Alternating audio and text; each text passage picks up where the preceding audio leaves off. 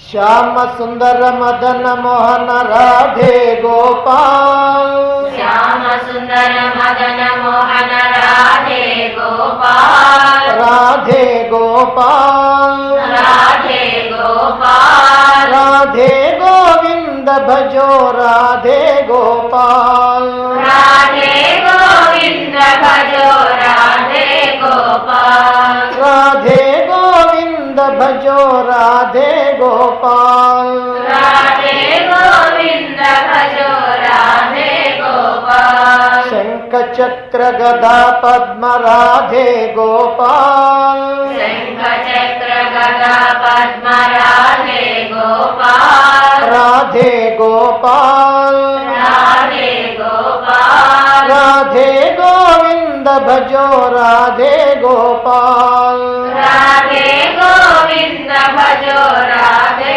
गोपाल, राधे गोविंद भजो राधे गोपाल, राधे गोविंद भजो राधे गोपाल, श्याम सुंदर मदन मोहन राधे गोपाल, राधे गोपाल, राधे गोविंद भजो राधे गोपाल, राधे गोविंद भजो राधे गोपाल, नील मेघ श्याम कृष्ण राधे गोपाल, नील मेघ श्याम कृष्ण राधे गोपाल, राधे गोपाल, राधे गोपाल, राधे गोविंद भजो राधे गोपाल, राधे गोविंद भजो राधे गोपाल, राधे गोविंद भजो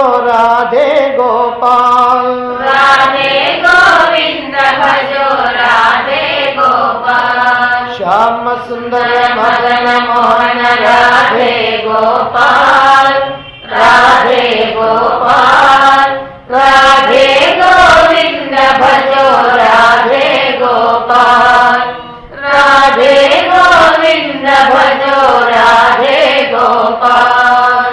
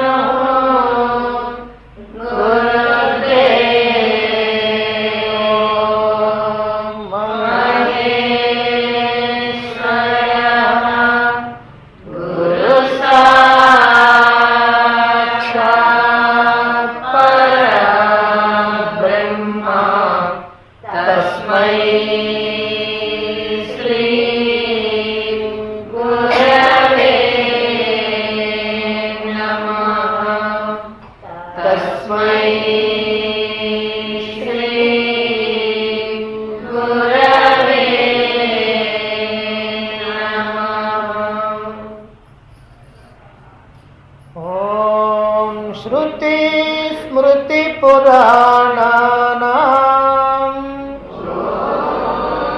श्रुति स्मृति पुराणानाम् आलयं करुणालयम् आलयं करुणालयम् नमामि भगवत्पादम् नमामि भगवत्पादम्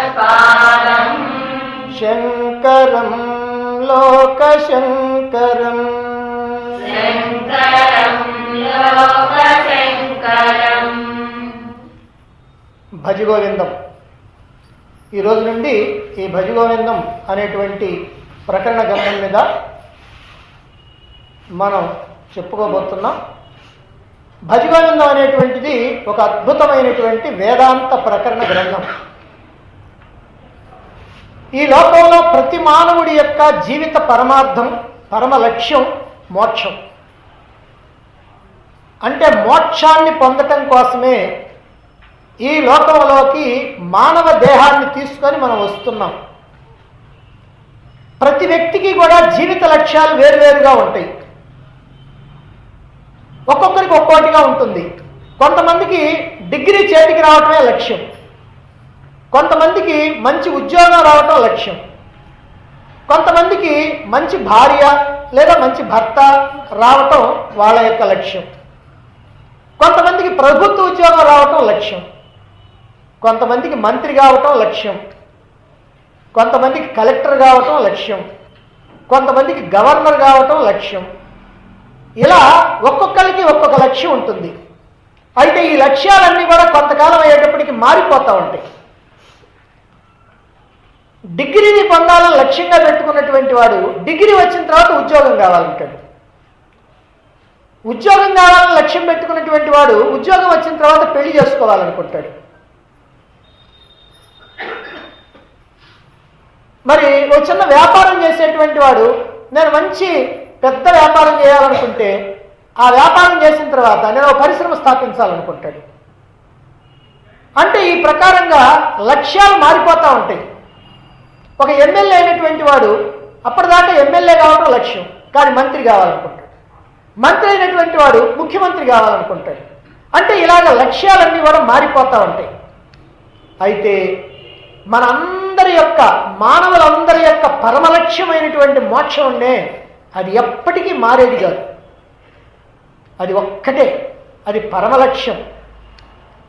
ఎందుకని ఆ లక్ష్యాన్ని చేరుకుంటే ఇక ఎవరికి లక్ష్యాలంటూ ఉండవు. ఇక చేరుకోవాల్సినటువంటి స్థానం లేదు. ఏ స్థానాన్ని చేరుకుంటే ఇక చేరుకోవాల్సినటువంటి స్థానం లేదో అదే మోక్షం.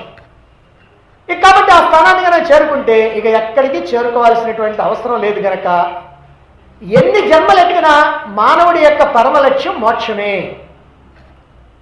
అయితే అటువంటి పరమలక్ష్యమైనటువంటి మోక్షం అంటే ఏమిటి? ఏమీ లేదు, నేను ఆత్మను అని తెలుసుకొని అటువంటి ఆనంద స్వరూప ఆత్మగా అనుభవపూర్వకంగా అలా ఉండిపోవటమే మోక్షం. ఇప్పుడు మనం జీవుడుగా ఉన్నాం, ఒక వ్యక్తిగా ఉన్నాం. అలా ఉండేటప్పటికల్లా మనకు కొన్ని అవసరాలు లేదా కొన్ని భోగాలు మనకు కావాల్సి వచ్చినాయి. కానీ మనం వ్యక్తిగా జీవుడిగా కాకుండా మన యథార్థ స్వరూపం ఏమిటని తెలుసుకొని మన యథార్థ స్వరూపం ఆత్మ, అదే పరమాత్మ అని తెలుసుకొని ఆ పరమాత్మగా అలా అనుభవపూర్వకంగా ఉండిపోతే అది మోక్షం, అది శాశ్వత ఆనందం. అయితే అటువంటి మోక్షాన్ని కనుక పొందాలి అని అంటే మరి నేను ఆత్మను తెలుసుకోవాలి కదా. మరి ఆత్మను తెలుసుకోవటం ఎలా? ఆత్మను తెలుసుకోవటాన్నే ఆత్మజ్ఞానం అంటారు. ఈ ఆత్మజ్ఞానాన్ని మనకి ప్రసాదించేటువంటి వాటిని ఉపనిషత్తులు అంటారు. అంటే వేదాలకు అంతంలో ఉన్నటువంటి ఉపనిషత్తులు ఏవైతే ఉన్నాయో అవి మన యొక్క యథార్థ తత్వాన్ని, పరమాత్మ తత్వాన్ని మనకి తెలియజేస్తూ ఉంటాయి. ఈ ఉపనిషత్తులు మనకి ఆత్మజ్ఞానాన్ని అందించేటువంటి మాట నిజమే, కానీ ఇవి అంత తేలిగ్గా అర్థమయ్యేటువంటివి కావు. ఎందుకంటే గూఢమైనటువంటి అర్థాలతోటి, అతి రహస్యమైనటువంటి అనేకమైన జ్ఞాన విషయాలతోటి ఇవన్నీ కూడా ఉంటాయి. ఒక్కొక్క మాట అనేకమైనటువంటి అర్థాలను మనకి తెలియజెబుతూ ఉంటుంది. అందువల్ల వీటిని కనుక అర్థం చేసుకోవాలంటే మనంతరం మనం అర్థం చేసుకోవడానికి వీలు లేదు. అందువల్ల ఒక సద్గురువుని ఆశ్రయించి అన్ని అర్హతల్ని మనం సంపాదించి అప్పుడు శ్రవణం చేసినట్లయితే మనకి విషయం అర్థమవుద్ది. ఆ తర్వాత శ్రవణం చేసి మననం చేసుకోవాలి, ఆ విన్న విషయాన్ని గట్టి చేసుకోవటం కోసం. అయినప్పటికీ కూడా ఇంత కష్టపడ్డా ఈ ఉపనిషత్తులు చాలా కష్టసాధ్యమైనటువంటివే. ఇది చాలా పరిపక్వమైనటువంటి సాధకులకే బాగా అర్థమవుతాయి, కానీ ఓ సామాన్యులకి మాత్రం అది అంత తేలిగ్గా అర్థమయ్యేటువంటిది కాదు. అందువల్ల ఈ ఉపనిషత్తుల సారమైనటువంటి భగవద్గీత, ఉపనిషత్తుల యొక్క సారాన్ని భగవద్గీతగా మనకి భగవానుడు అందించడం జరిగింది. అందువల్ల ముందుగా దాన్ని అర్థం చేసుకున్నట్లయితే ఆ తర్వాత ఉపనిషత్తులను అర్థం చేసుకోవటం తేలికవుతుంది. కానీ భగవద్గీతను అర్థం చేసుకోవటం మాత్రం అంత తేలికైనటువంటి విషయమా? 701 శ్లోకంతో కూడుకున్నటువంటి భగవద్గీతని, ఆ శ్లోకాల యొక్క ఆంతర్యాన్ని, రహస్యాన్ని, ఏ ఉద్దేశంతో వ్యాసుడు మనకి ఆ శ్లోకాలని అందించాడో ఆ ఉద్దేశాన్ని మనం తెలుసుకోవాలంటే అది కూడా చాలా కష్టమైనటువంటిది. అందుకే ఈ భగవద్గీత జ్ఞానాన్ని మనం చక్కగా అర్థం చేసుకోవటానికి వీలుగా ఎంతమందో మహాత్ములైనటువంటి వాళ్ళు వేదాంత ప్రకరణ గ్రంథాలని, కొన్ని ప్రకరణ గ్రంథాలను రచించి వాటి ద్వారా ఈ వేదాంత జ్ఞానాన్ని, అంటే ఉపనిషత్తుల యొక్క జ్ఞానాన్ని సాధకులకి, శిష్యులకి అర్థమయ్యేటట్టుగా మనకి సహాయపడుతూ ఉన్నారు. అలాంటి వేదాంత ప్రకరణ గ్రంథాల్లో శ్రీ శంకర భగవత్పాదులు ప్రసాదించినటువంటి ఈ భజగోవిందం అత్యద్భుతమైనటువంటి గ్రంథం అని చెప్పవచ్చు. ఎందుకనండి దీన్ని అత్యద్భుతమైనటువంటి గ్రంథం అంటున్నారు అంటే, మోక్షాన్ని పొందటానికి నేను ఆత్మను అని తెలుసుకునే ఆత్మజ్ఞానం కావాలి.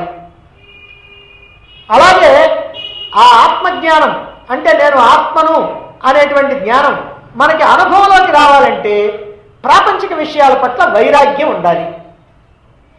అంటే ఆత్మజ్ఞానం కావాలి.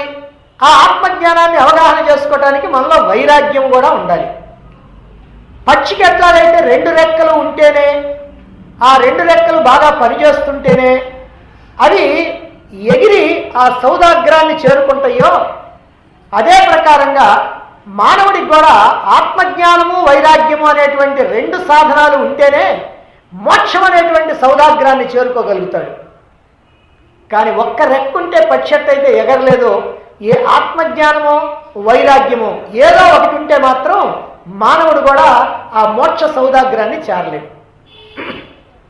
అంటే మోక్ష ప్రాప్తికి ఆత్మజ్ఞానం, వైరాగ్యం 2 కావాలి. ఈ భజగోవిందం అనేటువంటి చిన్న ప్రకరణ గ్రంథం ఈ రెండింటిని, అంటే ఆత్మజ్ఞానాన్ని, వైరాగ్యాన్ని, రెండింటిని కూడా ఎంతో చక్కగా అందిస్తుంది. మనకి జబ్బు కనుక తగ్గాలంటే డాక్టర్ దగ్గరికి వెళ్తే ఆయన ఒక ట్యాబ్లెట్ రాసిస్తాడు. ఇప్పుడు ఆ ట్యాబ్లెట్ మనం తెచ్చుకొని వాడాలి. అది వాడితేనే జబ్బు తగ్గుద్ది. కానీ ఆ ట్యాబ్లెట్ చేదుగా ఉన్నా, లేకపోతే పెద్దదిగా ఉన్నా మనం వేసుకోవటానికి ఇష్టపడం. అది చిన్నదిగా, తీయటిదిగా, ఏదో హోమియో పిల్స్ లాగా అలా కనుక ఉన్నట్లయితే వాళ్ళు 4 వేసుకోమంటే మనం 6 అయినా వేసుకోవటానికి సిద్ధంగా ఉంటాం. అది కనుక వేసుకున్నట్లయితే జబ్బు తగ్గుద్ది. అంటే మందు కూడా ఎట్లా ఉండాలంటే మనకి బాగా ఇంట్రెస్ట్గా ఉండేటట్టుగా ఉండాలి, మనం వేసుకోవటానికి అనుకూలంగా ఉండాలన్నమాట. అలాగనే మనం ఈ అజ్ఞానం అనేటువంటి జబ్బుని తగ్గించుకోవాలంటే, ఈ అజ్ఞానం అనేటువంటి జబ్బును కూడా వదిలించుకోవాలంటే, జ్ఞానం అనేటువంటి ఆరోగ్యాన్ని కనుక మనం పొందాలంటే, మోక్షం అనేటువంటి ఆ ఆనంద ప్రాప్తి మనకు లభించాలంటే, ఇప్పుడు మనకిచ్చినటువంటి ఈ ట్యాబ్లెట్ అంటే ఈ గ్రంథం ఎలా ఉండాలి? చిన్నదిగా ఉండాలి, సులువుగా అర్థమయ్యేటట్టుగా ఉండాలి, మంచి ఇంట్రెస్ట్గా, అంటే చదవటానికి కానీ వినటానికి కానీ బాగా బుద్ధి దాని వైపుకి అలా పరుగులు తీస్తూ ఉండాలి. అంటే చదవబుద్ధి అయ్యేటట్టుగా, వినబుద్ధి అయ్యేటట్టుగా ఉండాలి. అలాగనే గ్రంథం సంపూర్ణంగా మనకు కావాల్సిన జ్ఞానాన్ని అందించగలగాలి. ఆ జ్ఞానం మనకు అనుభవానికి రావడానికి కావాల్సినటువంటి వైరాగ్యం కూడా మనలో వృద్ధి చెందేటట్టుగా ఉండాలి. ఇవన్నీ కాకుండా మనం గ్రహించినటువంటి జ్ఞానం మనకు బాగా గుర్తుండేటట్టుగా కూడా ఉండాలి. ఈ అన్ని లక్షణాలు ఉన్నటువంటిది ఈ భజగోవిందం అనేటువంటి గ్రంథం. ఎందుకంటే దీంట్లో ఉన్నటువంటి శ్లోకాలన్నీ కూడా ఎంతో అందంగా ఉంటాయి, ఎంతో ఫణితితో ఉంటాయి. అలా చదువుతూ ఉంటే ఇంకా ఇంకా చదవాలనిపిస్తుంటుంది. అందుకని ఇది మళ్ళీ మళ్ళీ మనం గుర్తు తెచ్చుకోవడానికి వీలుగా అద్భుతమైనటువంటి గ్రంథం ఈ భజగోవిందం. ఇప్పుడిప్పుడే వేదాంత మార్గంలో ప్రవేశించేటువంటి సాధకులకి, శిష్యులకి, అలాగే వేదాంత మార్గంలో నడవటమే దీక్షగా పెట్టుకున్నటువంటి మోక్షార్థులైనటువంటి వాళ్ళకి వేదాంత పరిజ్ఞానాన్ని, సాధనల్ని, నిష్టని కలిగించేటువంటి కరదీపికలుగా అనేకమైనటువంటి స్వతంత్ర గ్రంథాలని శ్రీ శంకర భగవత్పాదుల వారు మనకు అందించడం జరిగింది. అలాంటి వాటిల్లో ఈ భజగోవిందం అనేటువంటిది బహుధా ప్రశంసనీయమైనటువంటిది, చాలా గొప్పగా ప్రశంసించాల్సినటువంటి గ్రంథం. ఎందుకని? ఇందులో వేదాంత విశ్లేషణ, వైరాగ్య బోధ రెండు కూడా ఒకదానితో ఒకటి పోటీ పడతా ఉన్నాయి. అటు వైరాగ్యం, ఇటు ఆత్మజ్ఞానం రెండు కూడా ఒకదానితో ఒకటి పోటీ పడుతూ ఉన్నాయి ఇందులో. ఇటువంటి గ్రంథాన్ని ప్రసాదించినటువంటి మరి శంకర భగవత్పాదుల వారి గురించి మనం రెండు మాటలు తెలుసుకోవాలి. భారతదేశం యొక్క చరిత్రను కనుక మనం జాగ్రత్తగా పరిశీలిస్తే అనేకమైనటువంటి మతాల వాళ్ళు, అనేకమైనటువంటి దేశాల వాళ్ళు, అనేకమైనటువంటి కాలాల్లో మన హిందూ ధర్మంపై దారుణమైనటువంటి దండయాత్రలు జరిపినటువంటి విషయం మనకి ప్రస్ఫుటంగా కనిపిస్తూనే ఉంటుంది. ఈ కారణంగానే అనేకమైనటువంటి వక్రభాష్యాలకి ఆకర్షితులైనటువంటి కొంతమంది, అనేకమైనటువంటి ప్రలోభాలకు లోనైనటువంటి కొంతమంది, అమాయకులైనటువంటి కొంతమంది, ఒత్తిడికి లొంగిపోయి కొందరు, భయపడిపోయి కొందరు వేదాలు చూపినటువంటి మార్గాన్ని విడిచిపెట్టి ధర్మభ్రష్టులై అనేకమైనటువంటి పెడదారులు పట్టడం జరిగింది. శంకరాచార్యుల వారు జన్మించే నాటికి భారతదేశంలో హిందూ ధర్మం చిన్నాభిన్నమైపోయి శాఖలు శాఖలుగా చీలిపోయి ఉంది. అలా చీలిపోయి ఈ హిందూ ధర్మం విచ్ఛిన్నమైపోయేటువంటి దశలో ఉంది. ఆ సమయంలో బౌద్ధ మతం బాగా ప్రచారంలో ఉంది. బౌద్ధ మతంలో ఉన్నటువంటి అహింస, దయ, ప్రేమ, ఆత్మనిగ్రహం, పరోపకారం మొదలైనటువంటి సూత్రాలని ప్రజలు ఎంతో బాగా ఆదరించారు. అంతేకాకుండా ఈ సూత్రాలు పాలకుల్ని కూడా ఆకర్షించినాయి. ఈ ఆకర్షణలో పడిపోయినటువంటి హిందూ మతస్థులు బౌద్ధులుగా మారిపోతూ ఉన్నారు. దానికి తోడుగా హిందూ మతంలో అనేకమైనటువంటి శాఖలు, తెగలు బయలుదేరినాయి. ఒకదానికి మరొకదానికి పొత్తు లేదు. ఎవరి సిద్ధాంతాలు వాళ్ళయ్యే. ప్రతి పండితుడు కూడా కొంతమంది శిష్యుల్ని పోగు చేసుకొని ప్రత్యేకమైనటువంటి సిద్ధాంతాన్ని తయారు చేసి తానే వ్యాఖ్యానం రాసి శిష్యుల చేత ప్రచారం చేయిస్తూ ఆ రోజుల్లో ఎక్కడికెక్కడ ముక్కలు ముక్కలుగా చేసేసారు. తమ సిద్ధాంతాలను ప్రచారం చేసుకోవటమే కాదు, ఈ మహానుభావులు చేసినటువంటి ఒక ఘనకార్యం ఏమిటంటే ఎదుటి వారి సిద్ధాంతాలను తూర్పారబడుతూ ఒకరినొకరు విమర్శించుకోవటంలోనూ ఖండన మండలంలోనూ మునిగిపోయేవాళ్ళు. ఆ కారణంగా నాస్తికత్వం, చార్వాకం, శాక్తేయం, బౌద్ధం, తాంత్రికం ఇలా ఎన్నో వాదాలు బయటకు వచ్చినాయి, ప్రచారంలో ఉన్నాయి. ఇది ఆనాడు విపత్కరమైనటువంటి, విపరీతమైనటువంటి, ప్రమాదకరమైనటువంటి పరిస్థితి శంకరాచార్యులు జన్మించినట్టు. మనకి భగవద్గీతలో 2 శ్లోకాలు ఉన్నాయి 4వ అధ్యాయంలో. యదా యదా హి ధర్మస్య గ్లానిర్భవతి భారత అభ్యుత్థానమధర్మస్య తదాత్మానం సృజామ్యహం పరిత్రాణాయ సాధూనాం వినాశాయ చ దుష్కృతాం ధర్మ సంస్థాపనార్థాయ సంభవామి యుగే యుగే అని. ధర్మానికి హాని కలిగినప్పుడు, అధర్మం పెచ్చుమీరిపోతున్నప్పుడు భగవంతుడు తనను తానే సృజించుకొని అవతార పురుషుడిగా ఈ లోకానికి యుగ యుగమునందు జన్మిస్తూ ఉంటాడు. అలా జన్మించి ఆయన ఏం చేస్తాడయ్యా అంటే దుష్టుల్ని శిక్షించి శిష్టుల్ని రక్షించి ధర్మ సంస్థాపన గావిస్తాడు అని సాక్షాత్తుగా భగవానుడే భగవద్గీతలో తెలియజేయటం జరిగింది. మరి ఈ భగవంతుడి యొక్క వాక్యాన్ని నిజం చేస్తూ ఇలాంటి విపత్కరమైనటువంటి పరిస్థితుల్లో, ధర్మం నశించిపోయేటువంటి పరిస్థితుల్లో ఆధ్యాత్మిక ధర్మమూర్తులైనటువంటి వాళ్ళు ఎంతమందో అద్భుతమైనటువంటి దివ్య శక్తులతో ఈ భూమిపైన అవతరించి ఈ హైందవ ధర్మ విశిష్టతని కాపాడారు. ఈ నశించిపోయినటువంటి ఈ ధర్మాన్ని పునరుజ్జీవింపజేయటం కోసమని వాళ్ళు ఎంతో కష్టపడ్డారు, ధర్మ సంస్థాపన చేశారు. అటువంటి వాళ్ళల్లో సాక్షాత్తు పరమశివుని యొక్క అవతారంగా భావించబడేటువంటి శంకరాచార్యుల వారు జన్మించి భారతదేశంలో నెలకొన్నటువంటి విషమ పరిస్థితుల్లో ఆచరణపూర్వకమైనటువంటి సిద్ధాంతాలతో, ఆదర్శవంతమైనటువంటి ఆలోచనలతో, అత్యద్భుతమైనటువంటి మేధాశక్తితో, అపూర్వమైనటువంటి వాక్పటిమతో, అద్వైత సిద్ధాంతంతో ముందుకొచ్చి ఈ బౌద్ధ మతాన్ని భారతదేశపు సరిహద్దుల్ని దాటించి హిందూ మతాన్ని, సనాతన ధర్మాన్ని పునఃప్రతిష్ఠించి ఈ మానవాళిని తరింపజేయటం జరిగింది. మన దేశంలో సిద్ధాంత ప్రవక్తలైనటువంటి ఆచార్యులు ముగ్గురున్నారు. ఒకరెవరంటే అద్వైత సిద్ధాంతాన్ని ప్రతిపాదించినటువంటి శంకరాచార్యులు, రెండవ వారు విశిష్టాద్వైతాన్ని ప్రతిపాదించినటువంటి రామానుజాచార్యులు, మూడవ వారు ద్వైత సిద్ధాంతాన్ని ప్రతిపాదించినటువంటి మధ్వాచార్యులు.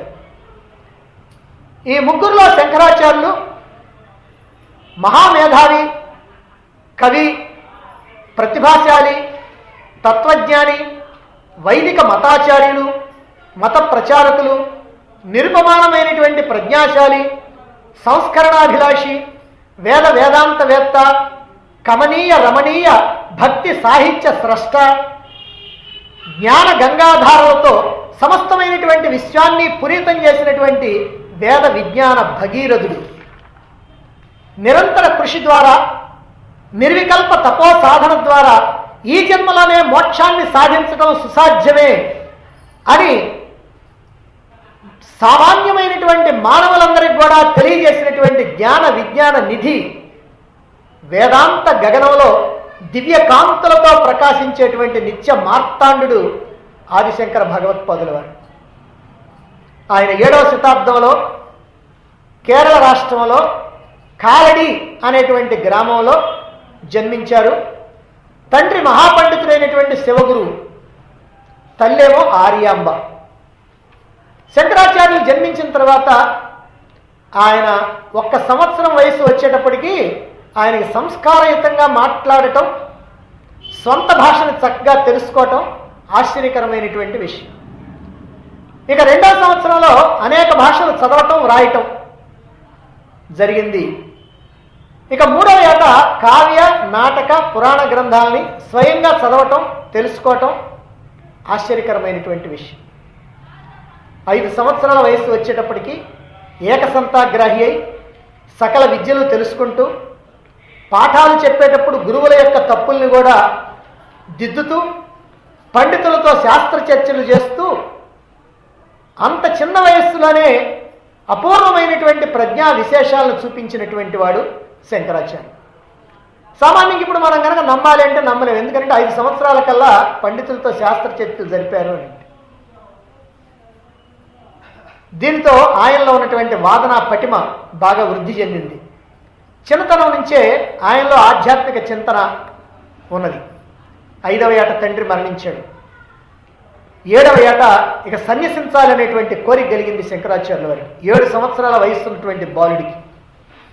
కానీ తల్లి అంగీకరించాల. ఎందుకనంటే భర్త లేడు, ఇప్పుడున్నది ఒక్కటే కుమారుడు. ఈ ఒక్క కుమారుడు కూడా సన్యాసం తీసుకొని వెళ్ళిపోతే నాకు ఎట్లా, నా పరిస్థితి ఏమిటని ఆమె చాలా బాధపడుతూ ఉందన్నమాట. అందుకని ఆమె అంగీకరించాల. చివరికి ఒక రోజున నదిలో స్నానం చేస్తూ ఉంటే ఒక మొసలి ఈ శంకరాచార్యుల వారి కాలు కొట్టుకుంది. దాంతో పెద్దగా కేకేశాడు. తల్లి పరిగెత్తుకుంటా వచ్చింది. కుమారుణ్ణి రక్షించమని ప్రాధేయపడుతూ అటు ఇటు తిరుగుతూ ఆక్రోశిస్తూ ఉంది. మీరా మీరా రండి రండి రండి అని పిలుస్తూ ఉంది. ఎవరు ముందుకు రావట్లా భయంతో.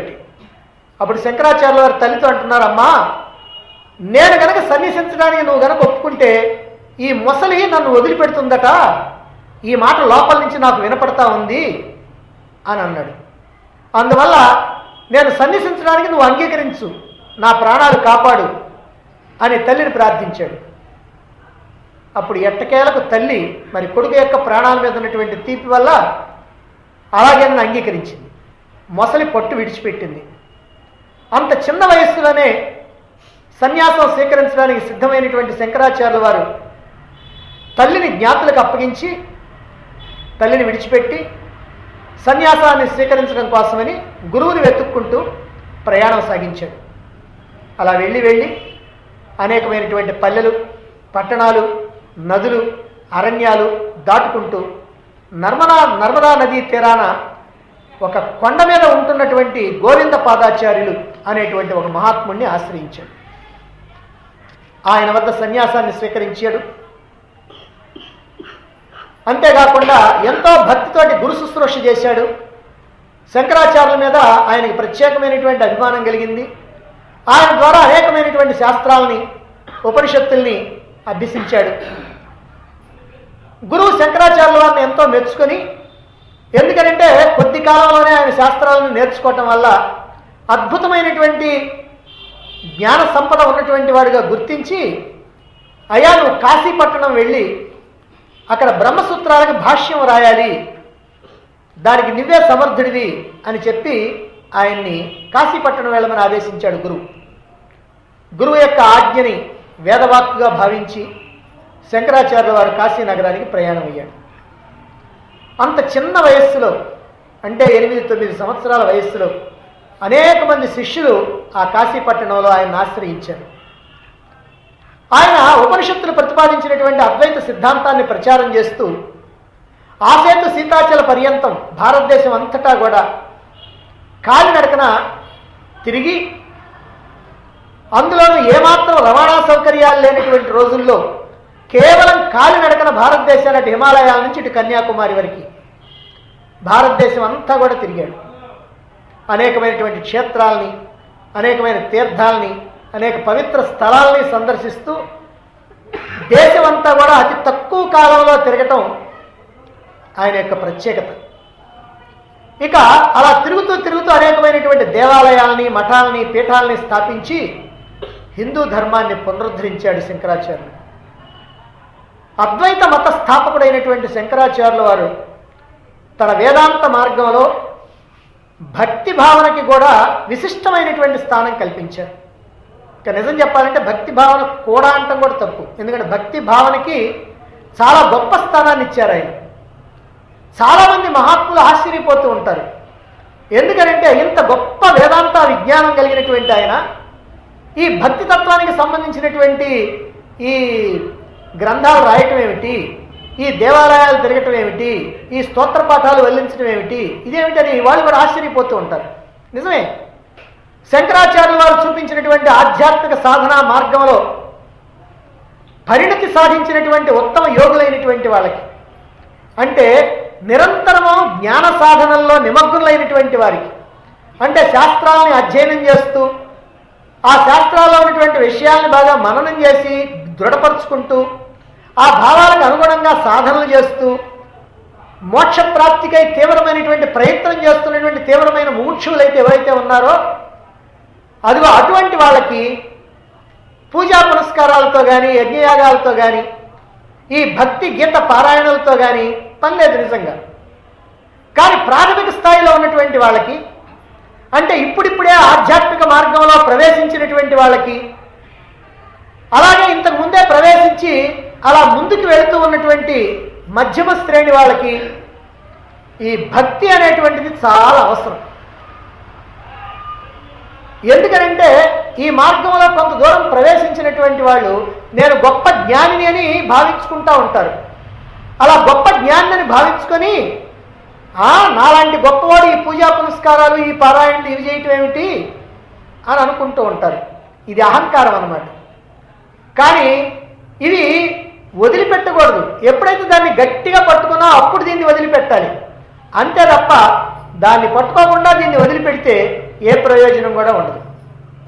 అందుకని ఇటువంటి వాళ్ళందరి యొక్క క్షేమం కోసం ఇటువంటి వాళ్ళందరూ కూడా భక్తి మార్గంలో ప్రవేశించి, ఈ భక్తి మార్గంలో నుంచి జ్ఞాన మార్గంలో ప్రవేశించి అలా ముందుకు వెళ్ళటానికి వీలుగా వారి యొక్క మనస్సుని ఈ భగవద్భావనలతో నిండిపోయేంత వరకు ఈ పూజాదులు, ఈ స్తోత్ర పాఠాలు, ఈ యజ్ఞయాగాలు, ఈ దాన ధర్మాలు, పుణ్యకార్యాలు, పారాయణలు ఇవన్నీ కూడా అవసరమే గనక అటువంటి వాళ్ళ కోసం శంకరాచార్యుల వారు భక్తి భావంతో ముక్తి మార్గానికి దగ్గరయ్యేందుకు గాను అంటే ఈ భక్తి మార్గంలో ముక్తికి దగ్గర కావటం కోసమని అనేకమైనటువంటి దేవతా స్తోత్రాల్ని, పంచకాలని, షట్కాలని, అష్టకాలని, షణ్మతాలు అంటే 6 మతాలకు సంబంధించినటువంటి పూజా విధానాలని రచించటం, రూపొందించటం, ప్రచారం చేయటం, ఆయన కూడా అలా చదవటం, ఇవన్నీ కూడా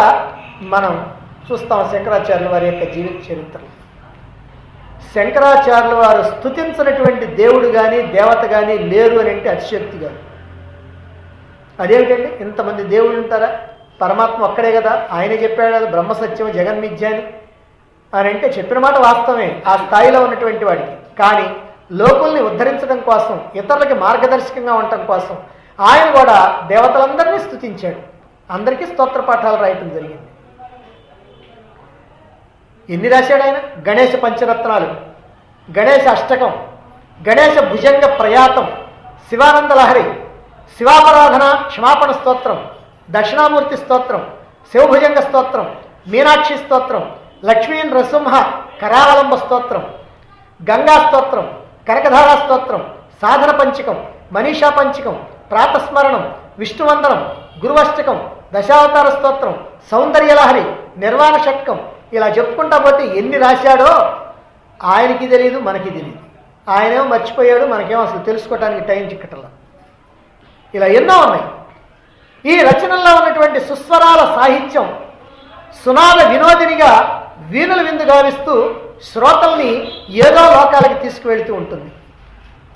ఇక జ్ఞాన మార్గంలో తప్పించేటువంటి మోక్షార్థుల కోసమని తత్వబోధ, ఆత్మబోధ, భజగోవిందం, వివేక చూడమని, అద్వైత సారం, అపరోక్షానుభూతి, ఆత్మానుచింతనం, ఉపదేశ పంచకం, మాయా పంచకం, వేదాంత డిండిమం, బ్రహ్మజ్ఞానావళిమాల, బ్రహ్మానుచింతనం, నిర్వాణ షట్కం మొదలైనటువంటి అనేకమైనటువంటి గ్రంథాలని ప్రసాదించడం జరిగింది ఈ జ్ఞాన మార్గంలో ప్రయాణించేటువంటి వాళ్ళ కోసం. ఈ గ్రంథాలన్నీ రాయటమే కాకుండా ప్రస్థానత్రయం అని మనకి ప్రస్థానత్రయం ఉన్నాయి. ఏమిటై? ఉపనిషత్తులు, బ్రహ్మసూత్రాలు, భగవద్గీత. ఉపనిషత్తులేమో పరిపూర్ణమైనటువంటి సాధకుల కోసం, బ్రహ్మసూత్రాలేమో జిజ్ఞాసుల కోసం, భగవద్గీత ఏమో సామాన్యమైనటువంటి గృహస్థుల కోసం. ఇలా 3 కూడా ప్రస్థానత్రయం అన్నారు. ప్రస్థానం అంటే ప్రయాణం, త్రయం అంటే 3. అంటే ఏమిటి ప్రయాణం అంటే జీవుడు దేవుడి దగ్గరికి చేసేటువంటి ఈ ప్రయాణంలో ఈ 3 ఉపయోగపడతాయి. సామాన్యులకేమో భగవద్గీత ఉపయోగపడుద్ది, కాస్త జిజ్ఞాసాపరులైనటువంటి వాళ్ళకేమో బ్రహ్మసూత్రాలు, మరి పరిపక్వత సాధించినటువంటి వాళ్ళకేమో ఉపనిషత్తులు. ఇలా ఈ 3. మరి ఉపనిషత్తులకి భాష్యం రాశాడు ఆయన, దశోపనిషత్తులకి భాష్యం రాశాడు, బ్రహ్మసూత్రాలకి భాష్యం రాశాడు, భగవద్గీతకి భాష్యం రాశాడు. ఇలా 3ంటికి కూడా ఈ ప్రస్థానత్రయం 3ంటికి కూడా భాష్యం రాయడం జరిగింది. అలాగే మాండుక్య కారికల పైన, విష్ణు సహస్రనామం పైన, శివ సహస్రనామం పైన, లలితా త్రిశతి పైన, గాయత్రి పైన భాష్యం చెప్పి దేశంలో విశృంఖలంగా వ్యాపించి ఉన్నటువంటి ఈ కుమతాల్ని ఖండిస్తూ అద్వైత మత ప్రచారం కావించినటువంటి మహాత్ముడు ఈ శంకరాచార్యుల వారు. మండన మిశ్రుడు వంటి కర్మజ్ఞాన మార్గాల్ని, మండన మిశ్రుడు మీకు తెలుసు, చాలా గొప్ప జ్ఞాని. అయితే ఆయన కర్మ మార్గం ప్రధానంగా తీసుకొని జ్ఞాన మార్గంలో ప్రవేశించాలనేటువంటి వాడు.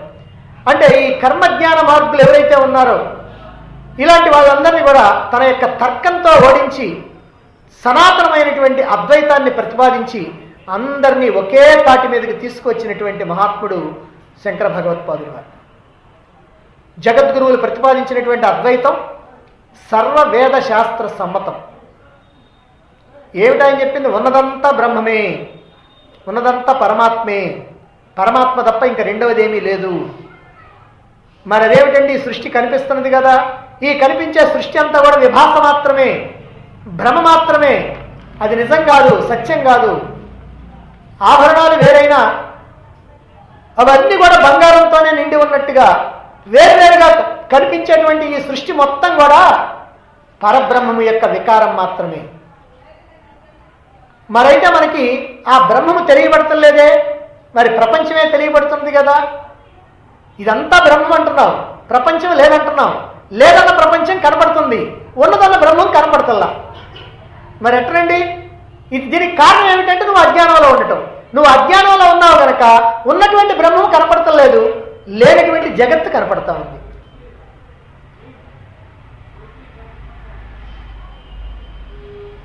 ఇప్పుడు మనం చీకట్లో వెళుతున్నాం అనుకోండి, అలా వెళుతూ ఉంటే ఎక్కడో ఒక చోట తాడు పడి ఉంది. ఆ తాడు మనం చీకట్లో చూసినప్పుడు అది పాముగా భ్రమిస్తాం, అందుకని భయపడతాం, భయపడి అటు ఇటు పరుగులు తీస్తుంటాం, చెమటలు గారుతూ ఉంటాయి. ఇదంతా దేనికనంటే అది పాము అని అనుకోవటం వల్ల. కానీ ఎప్పుడైతే ఒక లైట్ వెలిగిందో చీకటి పోతుంది. చీకటి ఎప్పుడైతే పోయిందో అక్కడ పాము అనేది మాయమైపోద్ది, తాడు మాత్రమే ఉంటుంది. పాము మాయమైపోయిందంటే అంతకుముందున్న పాము పోయిందా? కాదు. అంతకుముందు పాముని భ్రమపడ్డావు, ఆ భ్రమ పోయింది, ఇప్పుడు నీకు అక్కడ ఉన్నటువంటి అసలు వస్తువు తాడు కనపడ్డది. అదే ప్రకారంగా మనం కూడా అజ్ఞానం అనేటువంటి చీకట్లో ఉన్నాం, ఆత్మని తెలియనటువంటి చీకట్లో ఉన్నాం, ఆత్మజ్ఞానం లేనటువంటి చీకట్లో ఉన్నాం. ఈ చీకట్లో ఉన్నాం కనుక ఉన్నటువంటి బ్రహ్మముగా కనిపించకుండా ఈ ప్రపంచంగా మనకి జగత్తుగా కనపడతా ఉంది. అక్కడ తాడు ఎట్లయితే పాములాగా కనపడ్డదో మనకి పరమాత్మ ప్రపంచంలాగా కనపడుతున్నాడు. మరి అక్కడ కనుక తాడును చూడాలంటే నీ భ్రమ పోవాలి, భ్రమ పోవాలంటే చీకటి పోవాలి. ఇక్కడ కూడా అంతే, నీకు ఆ పరమాత్మ కనిపించాలి అని అంటే ఈ ప్రపంచం నీ దృష్టి పదం నుంచి తొలగిపోవాలి. ప్రపంచం దృష్టి పదం నుంచి కనుక నీకు తొలగిపోవాలంటే నీకు పట్టినటువంటి అజ్ఞానం పోవాలి. అజ్ఞానం కనుక పోవాలంటే జ్ఞానం కావాలి. జ్ఞానం అంటే ఆత్మజ్ఞానం, ఆత్మజ్ఞానం అంటే నేను ఆత్మను అనేటువంటి జ్ఞానం. కాబట్టి నేను ఆత్మను అనేటువంటి జ్ఞానం నీకు కలిగితే ఆ జ్ఞానం అనేటువంటి వెలుగులో నీ అజ్ఞానం పోద్ది. ఈ అజ్ఞానం ఎప్పుడైతే పోయిందో ఇప్పటిదాకా కనిపిస్తున్నటువంటి భ్రమాత్మకమైనటువంటి ఈ ప్రపంచం అదృశ్యమైపోద్ది. ఎప్పుడైతే ప్రపంచం అదృశ్యమైపోయిందో అక్కడ యథార్థంగా ఉన్నటువంటి బ్రహ్మం పరమాత్మ మనకి దృష్టిపథంలోకి వస్తుంది. ఎట్లయితే పాము మాయమైపోయి తాడు కనిపించిందో ప్రపంచం మాయమైపోయి పరమాత్మే మనకు కనిపిస్తాడు. అక్కడ తాడు కనుక కనపడాలంటే చీకటి పోవాలి, ఇక్కడ పరమాత్మ కనపడాలి అని అంటే నీ అజ్ఞానం పోవాలి. కాబట్టి ఉన్నదంతా ఒక్కటే, అదే బ్రహ్మము, నీకు కనిపించేదంతా కూడా మిథ్య అనేటువంటి విషయాన్ని శంకరాచార్యుల వారు చాలా గట్టిగా చెప్పడం జరిగింది. ఇదే విషయాన్ని ఆయన ఒక్క అర్ధ శ్లోకంలో నేను చెబుతాను అని చెప్పారు. బ్రహ్మ సత్యం జగన్మిథ్య జీవో బ్రహ్మైవ నాపరః అని.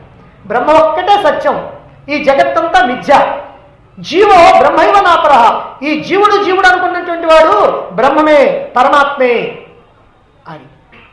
అయితే మనకు ఆ విషయం తెలియదు, మనం జీవుడిగానే ఉంటాం కానీ మనం పరమాత్మగా ఉండం. అందువల్ల ఏమవుతా ఉన్నది అని అంటే మనం అనేకమైనటువంటి కష్టాలకి, దుఃఖాలకి, బాధలకి, భయాలకి లోను కావాల్సి వస్తూ ఉంది. ఎప్పుడైతే మన యొక్క యథార్థ స్వరూపం తెలుసుకొని ఆ పరమాత్మ నేను తెలుసుకొని ఆ పరమాత్మగా ఉండిపోతామో అప్పుడు శాశ్వతమైనటువంటి ఆనందం అన్నమాట. కాబట్టి ఇలా శంకరాచార్యుల వారు ఉన్నదంతా ఒక్కటే, అదే బ్రహ్మము, మిగిలిందంతా కనిపించేదంతా కూడా ఆ బ్రహ్మమే ఇలా కనిపిస్తూ ఉంది, అలా కనిపించడానికి కారణం ఈ అజ్ఞానం కనుక కనిపించేదంతా కూడా మిథ్య అని చెప్పినటువంటిదే అద్వైత సిద్ధాంతం. అద్వైత అంటే ద్వా అంటే రెండు, అద్వైత అంటే రెండు లేవు, ఉన్నది ఒక్కటే.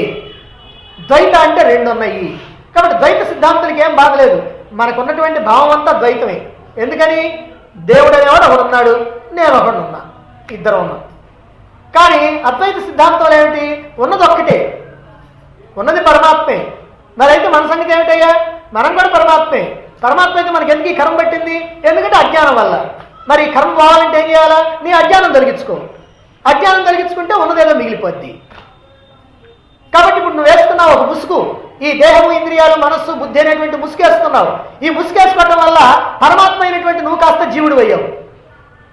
జీవుడు అయ్యేటప్పటికి ఏమైంది, నాకు అది కావాలి ఇది కావాలంటున్నావు, దానికోసం పరిగెడుతున్నావు, తెచ్చుకుంటున్నావు, అనుభవిస్తున్నావు, ఆనందిస్తున్నావు, తర్వాత అసంతృప్తి. లేదా తెచ్చుకోవడానికి ప్రయత్నం చేస్తున్నావు, అది రావటం లేదు, రాకపోతే అసంతృప్తి. అది వచ్చినా అసంతృప్తే, రాకపోయినా అసంతృప్తే. రాకపోతేనేమో రాలేదంటున్నావు, వస్తేనేమో అద్దాలకు మళ్ళీ ఇంకోటి కావాలంటున్నావు. కాబట్టి ఈ రకంగా నీ కష్టాలకి కారణం ఏమిటంటే నీ యథార్థ స్వరూపాన్ని నువ్వు మర్చిపోవటమే, నువ్వు కానటువంటి దాన్ని నువ్వు అనుకోవటమే. నువ్వు పరమాత్మ అయితే నేను జీవుణ్ణి అని అనుకోవటమే. కాబట్టి ఉన్నదంతా ఒక్కటే అని చెప్పేదే అద్వైత సిద్ధాంతం. ద్వైత రెండు, అద్వైత రెండు లేవు, ఉన్నది ఒక్కటే అని. మొత్తం 25 సంవత్సరాల కాలంలో ఇన్ని గ్రంథాలు ఇప్పుడు మనం చెప్పుకున్నటువంటి చాలా తక్కువ, మొత్తం కలిపితే 30-40 కూడా నేను చెప్పలేదు, కానీ చాలా తక్కువ చెప్పింది. ఎందుకంటే 100వ వంతు కూడా చెప్పామో లేదు. మరి ఇన్ని గ్రంథాలు రాయటం, ఇంత దేశాన్ని కాలినడకం తిరగటం, క్షేత్రాలు తీర్థాలు దర్శించటం, దేవాలయాలు మఠాలు స్థాపించటం, మత ప్రచారం గావించటం, ప్రస్థానత్రయానికి భాష్యాలు రాయటం, ఇన్ని కార్యాలు నిర్వర్తించటం మానవ మాత్రుడికి సాధ్యమయ్యేటువంటి పని కాదు. కానీ శంకరాచార్యుల వారు సాక్షాత్తు శంకరుల యొక్క అవతారం అని కీర్తించబడుతూ ఉండటం వల్ల ఆయన అవతార పురుషుడు గనకనే ఇది సాధ్యమైంది. అంతేకాకుండా శంకరాచార్యుల వారు ఈ దేశ సంచారం చేస్తూ ఈ భారతదేశంలో 4 దిక్కుల్లో 4 పీఠాలను కూడా స్థాపించి వాటికి తన శిష్యుల్ని అధిపతులుగా చేయటం జరిగింది, పీఠాధిపతులుగా. తూర్పునేమో పూరిలో, పశ్చిమానేమో ద్వారకలో, ఉత్తరానేమో బదరిలో, దక్షిణానేమో శృంగేరిలో, ఇలా 4 వైపులా కూడా 4 పీఠాలను స్థాపించి తన యొక్క శిష్యుల్ని వాటికి ఆ పీఠాధిపతులుగా చేయటం జరిగింది. మరి అవి 4 కూడా ఇప్పటికీ కూడా ఇన్ని సంవత్సరాల తర్వాత కూడా కొనసాగుతూనే ఉన్నాయి.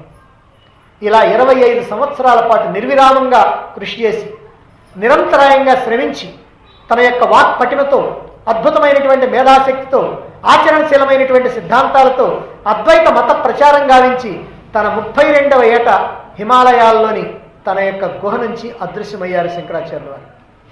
అంటే ఆయన యొక్క ఆయుష్కాలం 32 సంవత్సరాలు మాత్రం. శంకరాచార్యుల వంటి మహాపురుషుడు నభూతో నభవిష్యతి అని చెప్పటం అంత ఆశ్చర్యకరమైనటువంటి విషయం కాదు. మరి శంకరాచార్యుల వారు శంకరుల యొక్క అవతారం అన్నారు కదా, ఎవరన్నారు? అందరూ అనుకుంటున్నారు. అయితే దీనికి విద్యారణ్య స్వామి ఒక వేదాలకు భాష్యం రాస్తూ ఆయన ఒక మాట చెప్పారు. మనకి 4 వేదాలు ఉన్నాయి, ఋగ్వేదం, యజుర్వేదం, సామవేదం, అథర్వవేదం. అయితే యజుర్వేదంలో కృష్ణ యజుర్వేదం, శుక్ల యజుర్వేదం అని 2 ఉన్నాయి. అప్పుడు మొత్తం కలిపితే 5 అయినాయి. ఆ 5ట్లో మధ్యది కృష్ణ యజుర్వేదం. ఈ కృష్ణ యజుర్వేదంలో మధ్య భాగం నమకం. ఈ నమకానికి మధ్య భాగం నమః కపర్ధినేచ వ్యుప్తకేశాయచ అని ఉంటుంది.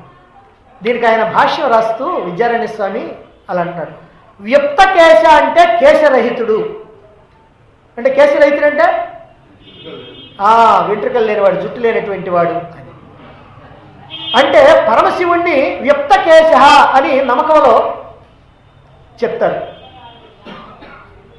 అంటే ఆయన ఏమంటారంటే ఇక్కడ కేశములు లేనటువంటి వాడు అని మంత్రంలో సూక్ష్మ రూపంలో వర్ణించబడినటువంటి ఆ శంకరుడు, ఆ పరమశివుడు స్థూల రూపంలో శంకరాచార్యుల వారే అని విద్యారణ్య స్వామి భాష్యం రాయటం జరిగింది.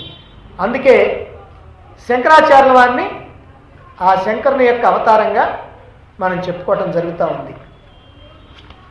ఇప్పుడు మనం ఇక గ్రంథంలో ప్రవేశిద్దాం.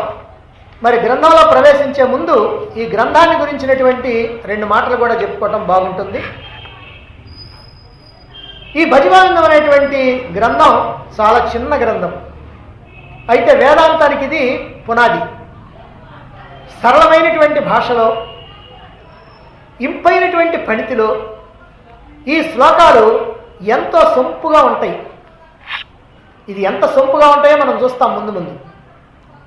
చిన్నతనం నుండే ఈ శ్లోకాలను చదవటం కనుక అలవాటు చేసుకున్నట్లయితే క్రమంగా అవి నోటికొచ్చి అందులో ఉన్నటువంటి భావాలన్నీ కూడా మనకి బాగా కాస్త పెద్ద అయిన తర్వాత వ్యక్తమై మానవ జీవితాన్ని సక్రమంగా నడుపుకోవటానికి, జీవితాన్ని సార్థకం చేసుకోవటానికి ఇదిగో ఈ భావాలన్నీ కూడా చక్కగా ఉపయోగపడతాయి.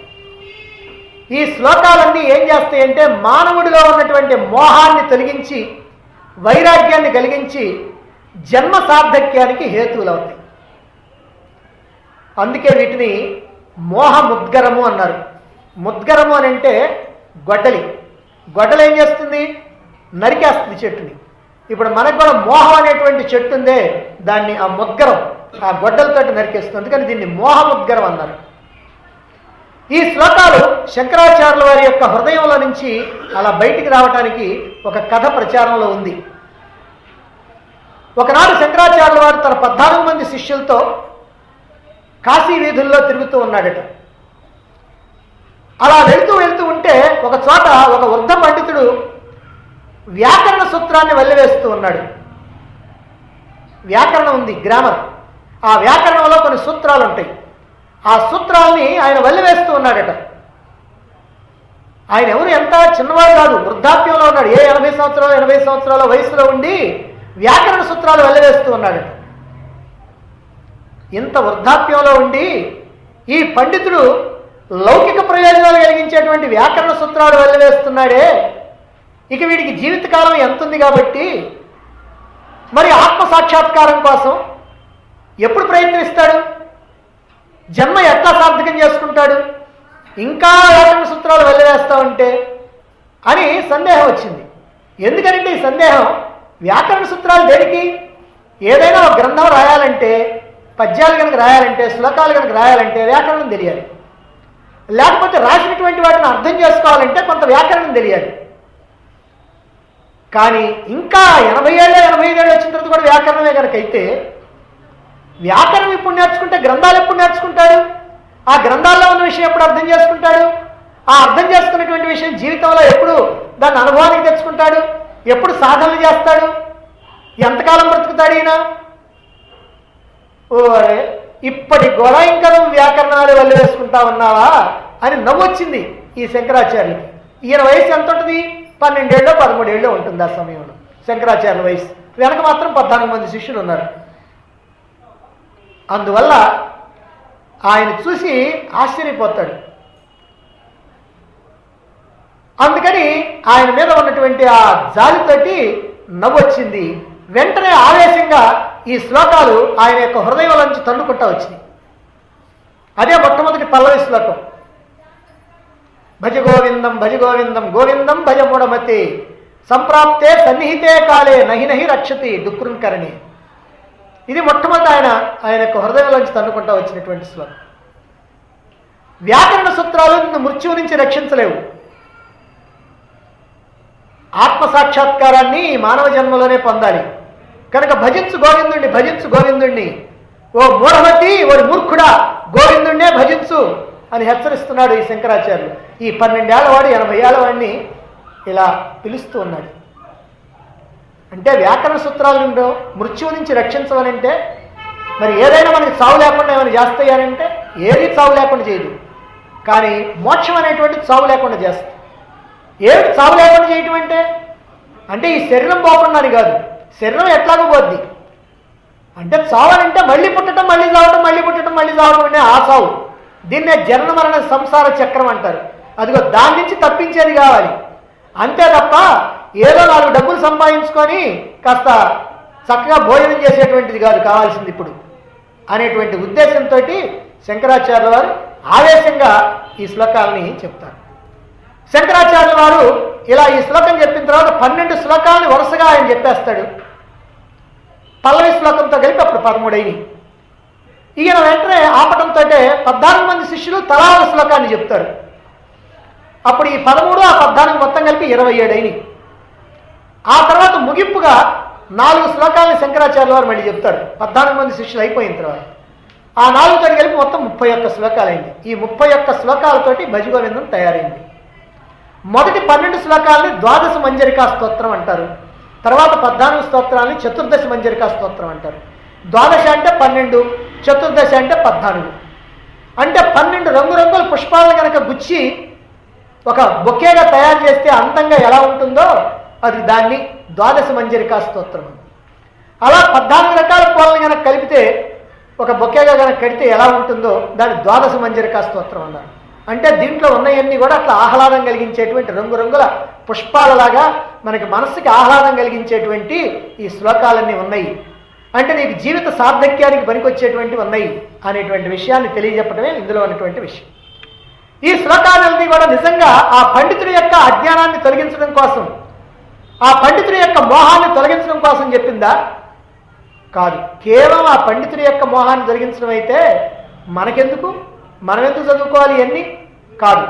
నిజంగా ఆ పండితుడిని నిమిత్తంగా చేసుకొని సమస్తమైనటువంటి మానవాళి యొక్క మోహాన్ని తొలగించడం కోసం అని చెప్పి, ఎలా అయితే శ్రీకృష్ణుడు అర్జునుని నిమిత్తంగా చేసుకొని సమస్తమైనటువంటి మానవాళికి కూడా ఈ భగవద్గీతను బోధించాడో, ఈ శంకరాచార్య వారు కూడా ఆ వృద్ధుణ్ణి నిమిత్తంగా చేసుకొని సమస్తమైనటువంటి మానవాళికి కూడా ఆత్మజ్ఞానాన్ని వైరాగ్యాన్ని రెండింటినీ అందించి వాళ్ళల్లో ఉన్నటువంటి మోహాన్ని పోగొట్టడం కోసం అని చెప్పి ఇదిగో ఈ భజగోవింద శ్లోకాలని తెలియజేయటం జరిగింది.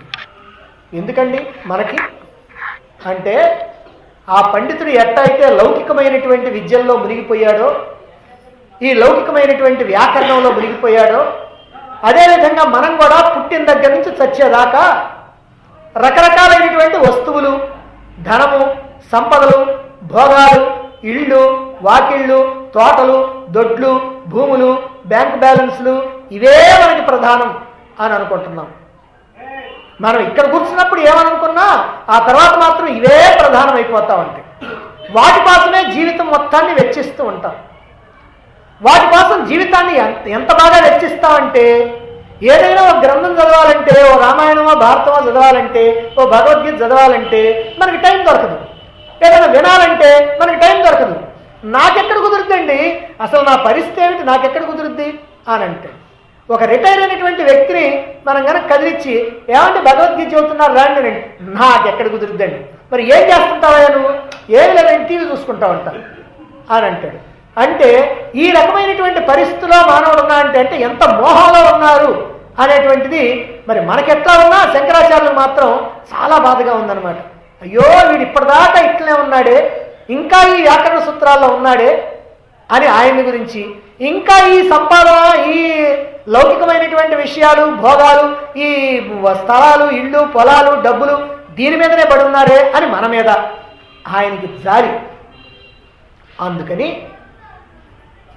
ఈ ప్రజలంతా కూడా, మానవులంతా కూడా వీటి మీదనే కాకుండా మరి అసలు నేను ఎవరిని, నేను ఎందుకు ఈ లోకంలోకి వచ్చాను, వచ్చి నేను చేయాల్సినటువంటి పనేమిటి, నాకెందుకు ఈ కష్టాలన్నీ వస్తున్నాయి, ఈ కష్టాలన్నింటినీ తప్పించుకోవాలంటే నాకు ఉన్నటువంటి మార్గం ఏమిటి, మరి ఎందుకు నేను ఇలా ఈ మార్గంలో నేను ప్రవేశించలేకపోతున్నాను, ఎందుకు నేను ఈ ప్రపంచకమైనటువంటి వ్యవహారాల్లోనే మునిగిపోతున్నాను, నాకెప్పుడు ఈ బంధ విముక్తి అనేటువంటి ఆలోచన చేసేటువంటి వాళ్ళే అరుదుగా ఉంటున్నారు. దానికోసం ప్రయత్నం చేసేటువంటి వాళ్ళు ఇంకా అరుదు. దానికి కారణం ఏమిటంటే ఈ ప్రాపంచికమైనటువంటి వ్యామోహాలు, ఈ ప్రాపంచికమైనటువంటి భ్రమలు, ఈ భ్రమల్ని తొలగించుకొని జన్మను సార్థకం చేసుకోవాలంటే ఈ మోహ ముద్గరం బాగా ఉపయోగపడుతుంది. ఇదే మనకి సరైనటువంటి మార్గాన్ని చూపిస్తుంది. ఈ శ్లోకాలన్నీ కూడా ఒక్కొక్కటి ఎలా ఉంటాయంటే, ఒక్కొక్కటి ఒక్కొక్క కొరడా దెబ్బ మన వీపు మీద చెళ్ళును మోగించినట్టుగా ఉంటుందన్నమాట. మన యొక్క హృదయంలోనికి సూటిగా గుచ్చుకునేటట్టుగా దీంట్లో ఉన్నటువంటి పదాలన్నింటినీ కూడా ప్రయోగించారు శంకరాచార్యుల వారు. ఎందుకింత సూటిగా చెప్పారు, ఎందుకింత బాగా గట్టిగా తిట్టారు, ఎందుకిట్లా కొరడాతో వీపున చెళ్ళున కొడుతూ ఉన్నారు అని అంటే, ఏదైనా ఒక ఇల్లు తగలబడిపోతుంది అనుకోండి, ఆ తగలబడిపోయేటువంటి ఇంట్లో మీ ఆఫీసర్ గారు ఒక ఆయన ఉన్నాడు. సరే ఆయన ఉంటే ఆయన నిద్రపోతా ఉన్నాడు. ఇప్పుడు ఆయన రక్షించాలా నీ కోరిక, ఎందుకంటే పాపం నీకు పై యజమాని అనమాట. అందుకని ఆయన దగ్గరికి పోయి మరి ఏం చేస్తావు, ఆఫీసర్ గారు కదా గట్టిగా మాట్లాడితే ఆయన కోపం వస్తుందని, ఆఫీసర్ గారు అని అంటే వినపడుద్దా, వినపడదు. మరి పరమానంద శిష్యుల కథలో ఉంది కదా, ఆయన అన్నాడంటే శిష్యులతోటి, ఒరే నాయన ఏ విషయమైనా సరే సంగీత ప్రధానంగా ఉండాలయా, మనం మాట మాట్లాడితే సంగీతం మాట్లాడినట్టుగా ఉండాలా అని అన్నాడంట. అందుకని ఇల్లు తగలబడిపోతా ఉంటే ఆ గురువుగారు అంట దాంట్లో ఉన్నాడంట. ఉంటే ఇప్పుడు వీళ్ళు శిష్యులు వచ్చారు. అలా వచ్చేసిన తర్వాత ఆ గురువుగారితో మాట్లాడటానికి ముందుగా ఆ సంగీతం ట్యూన్ చేసుకొని, గురువు గారు